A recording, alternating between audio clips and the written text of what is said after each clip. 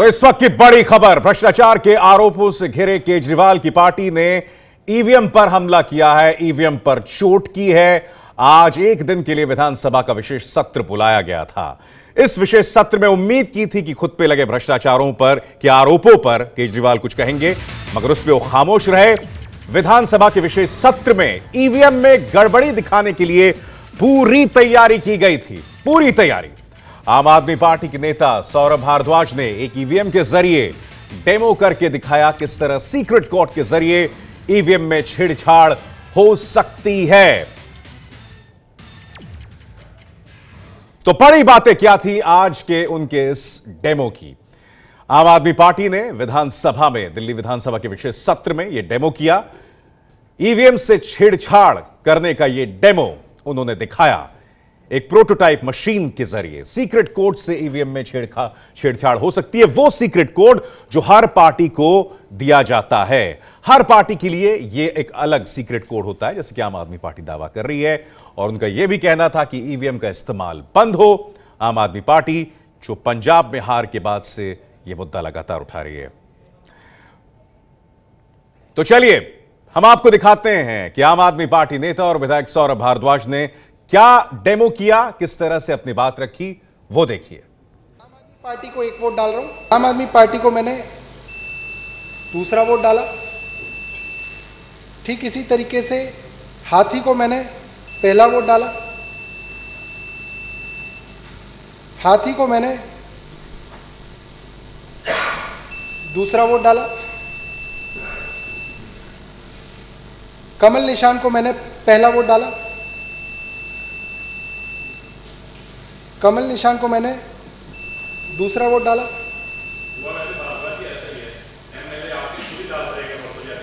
Samajwadi party को मैंने पहला वोट डाला,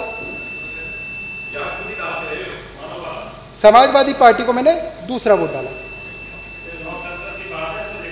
अब मैंने आप सबके सामने, कोई बात नहीं, बेफिक्र रहो। अब मैंने आप सबके बात को दिखाया कि मैंने इन सभी पार्टीज को, जो पांचों पार्टी हमारे पास है, इनको दो दो वोट डाले। और जैसे कि मॉक टेस्ट में सुबह सुबह लोगों को दिखाया जाता है बेवकूफ़ बनाने के लिए, और 5 दिन पहले इलेक्शन से पहले कैंडिडेट्स को बेवकूफ़ बनाने के लिए बुलाया जाता है कि आओ तुम्हें हम मशीन की जांच कराएंगे, आओ हम प्रजातंत्र के अंदर दिखाएंगे कि ये मशीन बिल्कुल सच्ची है। और हम लोग उस सच्ची काउंटिंग को देख के दिल में भरोसा कर लेते कि हाँ, इलेक्शन कमीशन ऑफ इंडिया की ये मशीनें बहुत सही हैं, इसके अंदर सरकार का कोई लेना देना नहीं है। और आम आदमी इसी तरीके से बेवकूफ़ बनता आया। तो आइए हम मिलके एक बार देखें कि कैसे हम और हमारे कैंडिडेट्स इस लोकतंत्र में कुछ सालों से मूर्ख बनते आ रहे हैं। अब रिजल्ट लगा रहे हैं। टोटल वोट्स 8, थोड़ा और पास ले आओ। पहले कैंडिडेट को 2, दूसरे कैंडिडेट को 2, तीसरे कैंडिडेट को 2, चौथे को 0,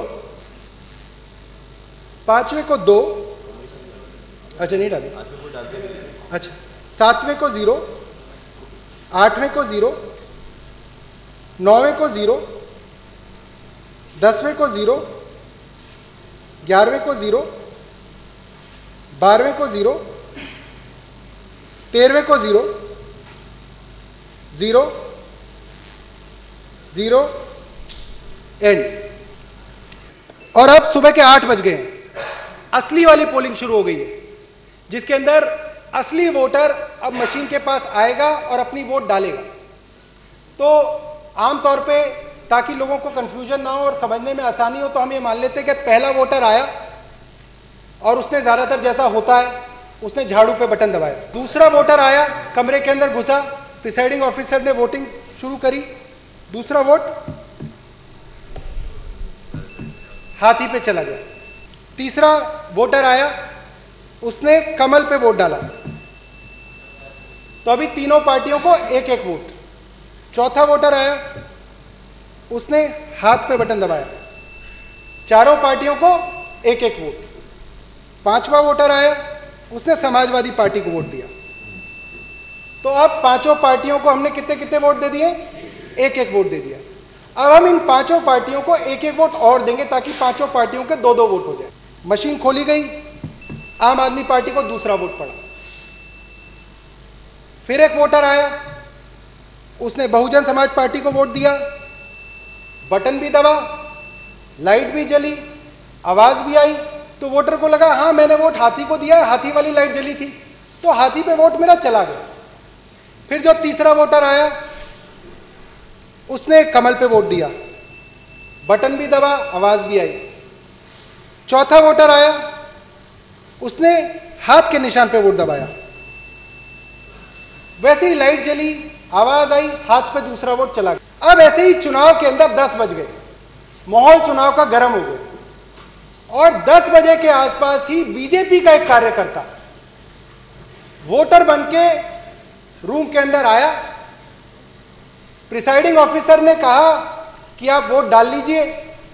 अब देखिए वो सवाल जिसके बारे में हर बार चर्चा होती है कि जी मशीन तो सुबह ठीक थी, किसी ने मशीन खोली नहीं, किसी ने मशीन के साथ छेड़छाड़ नहीं की, 15 अफसर बैठे हुए थे जी, पुलिस वाले थे, कैसे मशीन के अंदर गड़बड़ हो गई? यही सवाल होता है ना। जवाब यह है कि उस दिन जिस वक्त वोटिंग चल रही है उसी वक्त आप डिसाइड कर सकते हैं कि आपको इन 5 लोगों में से किसको जिताना है। यह हम आपको बताना चाहते हैं कि इसके सीक्रेट कोड हैं। ये जो है ये सीक्रेट कोड हैं जो हमने पता किए। इस मशीन के अंदर ये हमारे सीक्रेट कोड्स हैं।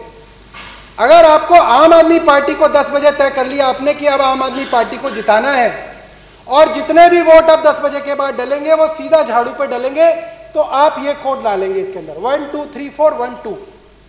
अब एक वोटर आएगा उस पोलिंग बूथ के अंदर जो अंदर से कार्यकर्ता होगा, जिसका असली काम वोट डालना नहीं होगा, इस मशीन के अंदर एक सीक्रेट कोड डालना होगा। तो अब हम ये बताएंगे कि कैसे हम तीसरे कैंडिडेट को, जो यहाँ पे हमारे डेमो के अंदर बीजेपी का कैंडिडेट है, कैसे हम चाहें कि अब जितने भी वोट 10 बजे के बाद डले वो सारे के सारे बीजेपी पे जाए। तो एक वोटर आया, उसने अपना नाम दिया, पर्ची दी, उसकी मशीन को एक्टिवेट कराया गया और अब उसने अपना वोट डाला और वोट डालते ही जैसे ही आवाज आई उसी दौरान उसने सीक्रेट कोड डाल दिया। मैं आपको दिखाऊंगा कैसे डालते हैं।